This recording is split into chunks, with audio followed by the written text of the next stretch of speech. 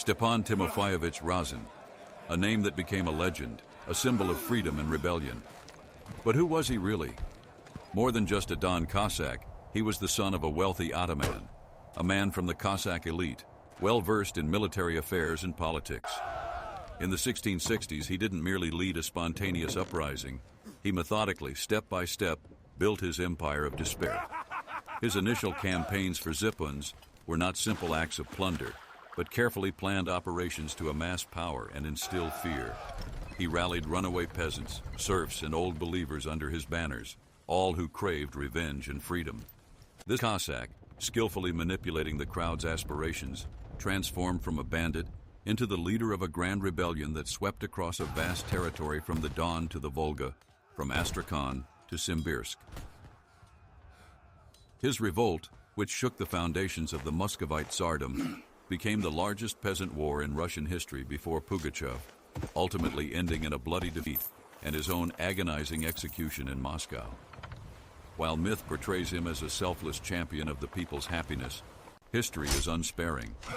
Razin was not only a rebel, but also a brilliant strategist, a ruthless ataman who skillfully exploited others' suffering for his own ambitions, a fact underscored by the prominent role of imposture in his uprising. Long before his name became a rallying cry for millions of rebels, Stepan Razin was not just one of thousands of Don Cossacks. He grew up in a world where the line between survival and demise was precarious, where the force of arms and cunning intellect were valued above Moscow's laws. The Cossack free community, Volnitsa, a unique phenomenon on the southern frontiers of the Muscovite Tsardom, served not only as a refuge for runaways, but also as a school of survival. The Razin family, as noted, belonged to the upper echelon of this community. His father was a prosperous ataman. Stepan inherited not only status but also a profound understanding of Cossack customs, military tactics, and the intricacies of diplomacy with neighboring peoples and Moscow itself. He undertook a pilgrimage to Solovki, participated in campaigns against the Crimean Tatars and Ottomans, and visited the capital multiple times, conducting affairs on behalf of the Don host. This was a man who intimately understood the mechanics of power and force, not a mere spontaneous leader of the desperate. However, even in this world where law was often dictated by the saber, unwritten rules existed. The Moscow government, seeking to subjugate the Don Cossacks, frequently resorted to harsh measures. It is precisely here that the personal tragedy lies, which became the point of no return for Stepan Razin. He had an elder brother, Ivan, an experienced Cossack. In 1669, during the Muscovite Tsardom's war with the Polish-Lithuanian Commonwealth, a contingent of Don Cossacks, including Ivan Razin, was called to service. Yet, Ivan and his detachment arbitrarily deserted the Tsar's army, violating their oath. While a serious offense under Moscow's laws, for Cossacks accustomed to their autonomy, such a step was not entirely unprecedented. The consequences proved dire. Voivode Prince Yuri Dolgorukov, a cruel and unyielding man, ordered the arrest of Ivan Razin and other Cossacks. Despite their status, Dolgorukov did not delve into the nuances of Cossack psychology. He viewed their desertion solely as defiant disobedience to the Tsar's will. In the same year, in the city of Kolomna, Ivan Razin was publicly executed by the voivode's command. This was a demonstrative act of intimidation, a clear signal to the entire Don host. Moscow would tolerate no insubordination. For Stepan, this was a devastating blow that altered everything. His brother's execution, a shameful public reprisal at the hands of Moscow's authority, was perceived not as just retribution, but as a personal affront, a challenge hurled at his entire family and Cossack lineage. A profound shift occurred within him. Until that moment, he might have balanced between Cossack freedom and loyalty to the Tsar. But now, the scales tipped sharply. Hatred for the Moscow bureaucracy, its officials, and their ruthlessness became his driving force. It was not merely a pretext for revenge. It was the chilling realization that such power could not be negotiated with. It could only be crushed. It was then, in the shadow of the gallows where his brother's life ended, that Stepan Razin likely made the decision that irrevocably changed the fate of the Muscovite Tsardom. His personal pain ignited the greatest social explosion. However, Razin's personal tragedy was not an isolated incident. It merely converged with an already surging tide of popular discontent. The Muscovite Tsardom in the mid-17th century was plagued by deep-seated issues. The escalating centralization of power, the sovereign's ambition to extend his authority to every corner of the vast country, translated into unbearable pressure on the populace. The Sobornoye Ulozhenia, Code of Law, enacted in 1649, definitively and irrevocably bound peasant families to the land, effectively transforming them into the rightless property of landowners. This legislative entrenchment of serfdom, like a vice, squeezed millions of lives, stripping them of their last hope for a change in fate. The country was exhausted by incessant wars with the Polish-Lithuanian Commonwealth and the Crimean Khanate, which demanded colossal resources. The heavy burden of taxes, borne by the cultivators, left them no prospect of prosperity, only a struggle for bare survival, often barely achieved. Droughts, crop failures, and epidemics, which regularly devastated entire regions, turned daily life into a desperate fight for every morsel of bread, and death became a frequent, unwelcome visitor. Adding to this turmoil was the Church Schism. Patriarch Nikon's reforms, intended to standardize religious rites, gave rise to a powerful Old Believer movement. They were persecuted, tortured, and burned, forced to retreat into forests and remote monasteries, where they nurtured a deep-seated hatred for the Antichrist's power. These individuals, profoundly devout but devoid of hope, became fertile ground for any notion of a true Tsar or a just deliverer who would emerge to restore trampled truth. Thousands, even tens of thousands, fled from unbearable oppression. Peasants from landowners, townspeople from taxes, soldiers from service, old believers from persecution. They converged on the southern frontiers, towards the Don, the Volga, and the Yaik, where a semblance of freedom still existed, offering a fleeting yet tangible sense of liberation. These desperate, deceived, and embittered masses, stripped of their customary anchors, were ready to believe anything, to follow anyone who promised them a better future.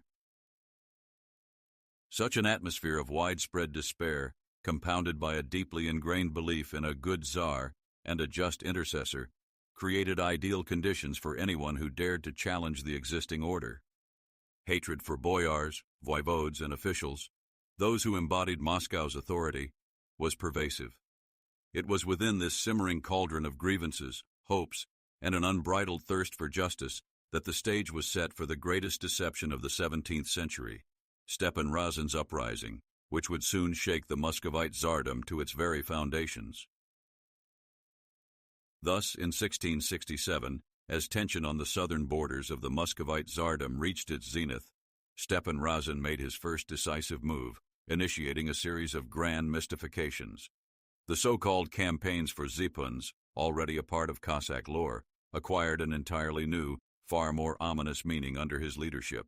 This was no mere banditry, but a meticulously planned strategic operation designed not only to replenish his treasury and arm his followers, but also to forge Stepan Razin's reputation as an invincible ataman, capable of defying anyone. He led a detachment of 1,000 men down the Volga and then into Persia, plundering merchant vessels and coastal towns. This 2-year campaign became his initial, monumental deception. Under the guise of traditional Cossack enterprise, Razin was, in fact, gathering desperate fugitives under his banner, promising them wealth and liberation from Tsarist oppression. He was transforming them not merely into a band of robbers, but into a genuine army, honing their skills in battles against Persian forces and merchant fleets. By the time he returned to the Don in 1669, Razin was no longer just an ataman, but a leader wielding immense wealth and unquestionable authority among thousands of dispossessed individuals yearning for change. His name resonated from the Caspian to the Don, inspiring terror in the wealthy and hope in the poor. The second deception unfolded when Razin, fortified by his forces and reputation, advanced towards the Volga in 1670. Here, he launched his most extensive psychological assault, playing on deeply rooted popular aspirations and fears. His warriors disseminated rumors of a good Tsar, supposedly hiding from boyar tyranny, and of the imminent arrival of universal justice. Razin presented himself not merely as an ataman, but as the true defender of the people, divinely sent to restore trampled truth. This was a masterful performance, every step and every word meticulously aimed at maximizing the incitement of popular rage against the nobility and officials. The culmination of this phase was the capture of Astrakhan. The city essentially surrendered without a fight. The garrison was demoralized, and the urban poor, incited by Razin's agitators, staged an internal rebellion, opening the gates to the insurgents. Upon entering the city, the ataman orchestrated public executions of voivodes and nobles, staging a bloody spectacle of people's justice intended as a terrifying warning to other cities. But Razin's most audacious and arguably most significant deception unfolded at the zenith of his power during the campaign to Simbirsk. To legitimize his movement and attract even more supporters, particularly among old believers and those who believed in a just Tsar, Razin resorted to the most potent manipulative tool of the 17th century, imposture. He spread rumors, and then openly declared that he was accompanied by none other than the miraculously saved Tsarevich Alexei Alexeyevich, the son of Tsar Alexei Mikhailovich himself, who had actually died in 1670. In some versions of this grand mystification, the disgraced Patriarch Nikon, persecuted for his reforms, was also supposedly with him. This legend, skillfully injected into the masses, instantly spread throughout the Volga region. It offered millions of people, groaning under the yoke of serfdom and taxes, the hope that the true Tsar had arrived to liberate them from evil boyars and traitor voivodes. Crowds flocked under Razin's banners, which bore icons and images of the miraculously saved. Peasants, believing this fabrication, abandoned their lands, destroyed landlords' estates, and joined the Tsarevich's army. Imposture became a powerful catalyst for the uprising, transforming it from a Cossack revolt into a full-scale peasant war, fueled by the false hope of royal patronage. This deception showcased Razin's profound understanding of the 17th century Russian psyche, for whom the idea of a good Tsar who would personally arrive and restore order was far more appealing than a call for senseless rebellion. He mercilessly exploited this belief, turning it into a potent weapon against the very authorities he sought to overthrow. Razin not only understood crowd psychology, he masterfully wielded the art of subjugating it, transforming others' hopes and despair into fuel for his movement. His personal toolkit for influencing minds and hearts was astonishingly broad and sophisticated. He possessed magnetic charm, a legendary charisma that drew in diverse individuals, from runaway peasants to seasoned Cossacks. Tales of his bravery, luck, and generosity spread like wildfire, creating an aura of an invincible leader capable of anything. The campaigns for zipuns, mentioned earlier, were not just a means of accumulating wealth, but also a powerful recruitment incentive. Razin didn't just promise, he delivered. He divided the spoils, allowing everyone to taste easy gains and impunity. This fostered a collective responsibility, binding people to him not only by ideology, but also by material benefit, turning them into accomplices and loyal supporters. However, charisma and the lure of gold alone were insufficient to command a multi-thousand disparate army. Razin constructed an entire system of psychological influence. His experienced agitators spread rumors of a good Tsar and a just Patriarch, of miraculous signs foretelling his victory. They skillfully manipulated religious sentiments, promising not only earthly prosperity, but also salvation for the souls of those who joined the righteous cause. He adeptly utilized symbolism, icons, banners with special emblems, creating a sense of sacredness around his campaign. Razin perfectly understood that maintaining power over such a mass required both carrot and stick. He demonstrated ruthlessness towards those who dared to defy his will or engage in theft, staging public executions that served as terrifying lessons. Yet he was remarkably flexible. He knew how to listen to his atamans, quickly adapt to changing circumstances, and adjust plans as the situation demanded. He was not a blind fanatic. He was a pragmatist capable of leveraging any opportunity and any tool to achieve his objectives. His ability to unite such disparate elements, from serfs yearning for freedom to Cossacks seeking plunder, from old believers dreaming of religious truth to former soldiers who had deserted from the Tsar's army, testified to his phenomenal talent as a strategist and psychologist. Stepan Razin did not merely lead a rebellion, he orchestrated it, deftly pulling the threads of human weaknesses and hopes, transforming himself from a fugitive ataman into the architect of a monumental social upheaval that temporarily paralyzed the Muscovite Tsardom. While Stepan Razin was constructing his empire of despair, the Muscovite Tsardom, reeling from his rebellion, was not idle. Those who embodied the power he despised rose against him: voivodes, nobles, clerks, and of course, Tsar Alexei Mikhailovich himself. The principal antagonist, whose shadow relentlessly pursued Razin, was not some abstract official, but a very tangible figure: Prince Yuri Dolgorukov.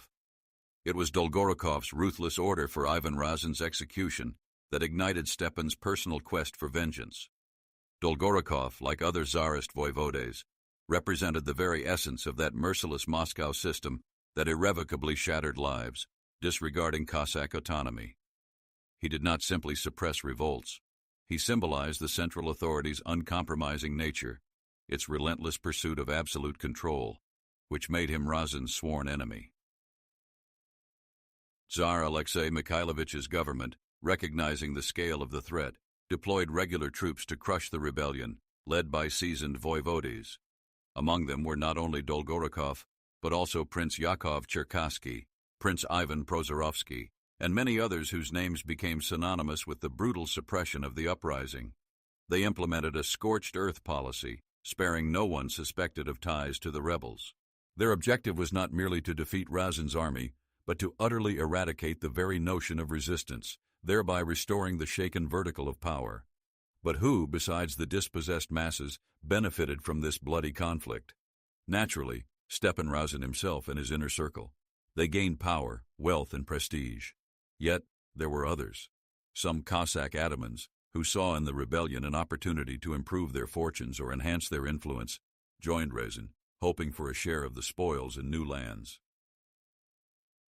Local nobles and officials who had fallen out of favor or were dissatisfied with the Moscow government occasionally defected to the rebels, seeking to reclaim lost status or simply to save their lives and property.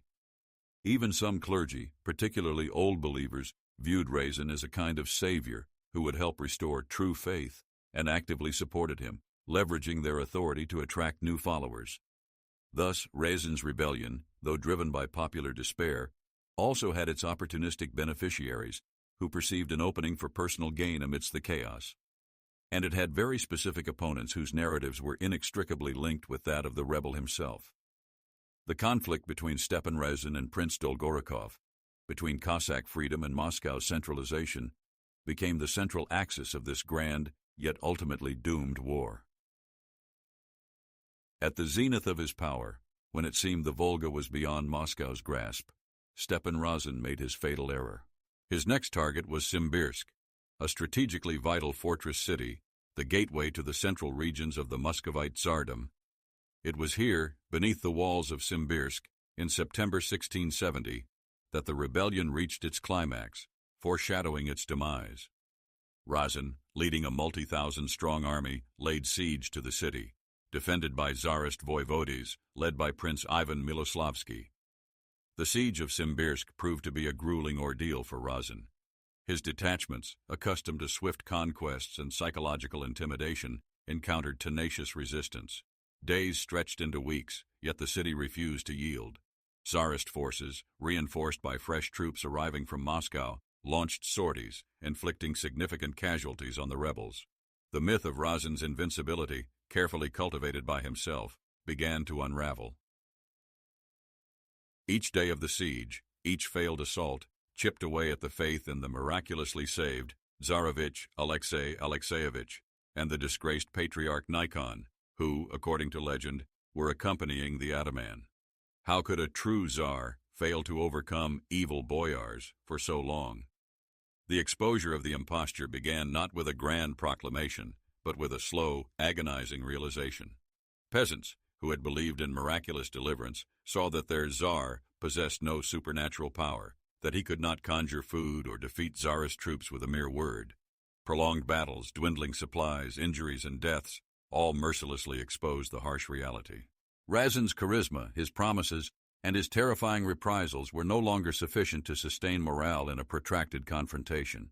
Many began to doubt, and then openly grumble. In October 1670, a large Tsarist army under the command of Voivode Prince Yuri Dolgorukov approached Simbirsk.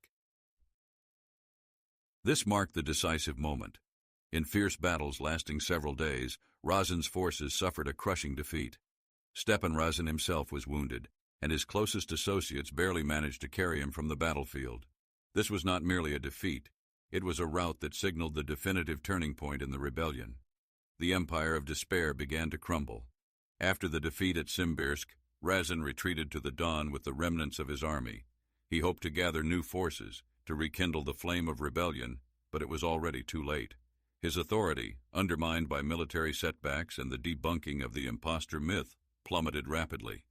He was no longer a triumphant leader, but a fugitive. It was here, on his native Don, that the final, most bitter betrayal occurred. Wealthy Cossacks, known as the Domovitye, who had initially supported Razin, seeing his weakening and fearing inevitable retribution from Moscow, decided to save themselves at the expense of their recent leader. For them, Razin had ceased to be a profitable ally and had become a dangerous liability. In April 1671, while Razin was still recovering from his wounds and attempting to restore his shaken authority, the Domovitya Cossacks, led by Ataman Korney Yakovlev, incidentally Stepan's godfather, surrounded him in Kagalnitsky town. This was not a battle but a treacherous ambush. Razin, caught by surprise, could offer no resistance. He was seized along with his younger brother Frol. Thus, without a single shot, the man who only months earlier had held half of the Muscovite Tsardom in terror was captured. Stepan Razin and his brother were sent in shackles to Moscow. This was not a clandestine transfer, but a public act of intimidation. They were paraded through the very lands where his victories had recently resonated, where his name had been pronounced with hope or dread. Now, he was merely a prisoner, a symbol of the fallen rebel, being transported for execution.